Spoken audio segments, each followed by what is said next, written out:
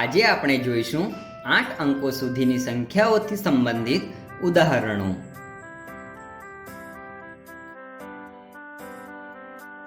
આપેલી સંખ્યાઓમાં ભારતીય સંખ્યાલેખન પદ્ધતિ અને આંતરરાષ્ટ્રીય સંખ્યાલેખન પદ્ધતિ અનુસાર અલ્પવિરામ મૂકીને તેનું સંખ્યાનામ જણાવો।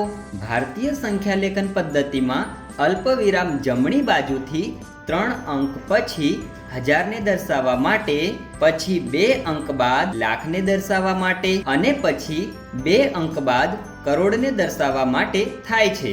આ પદ્ધતિમાં સંખ્યાનામ થશે 2,43,56,655। આંતરરાષ્ટ્રીય સંખ્યાલેખન પદ્ધતિમાં અલ્પવિરામ જમણી બાજુથી 3 અંક પછી હજાર દર્શાવવા માટે, પછી 3 અંક બાદ મિલિયન દર્શાવવા માટે કરવામાં આવે છે। આ પદ્ધતિમાં સંખ્યાનામ હશે 24,356,655।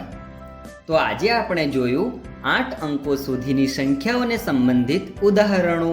આગળના વિડીયોમાં આપણે એનાથી સંબંધિત કેટલીક ગેરસમજો અને સામાન્ય ભૂલોને દૂર કરીશું।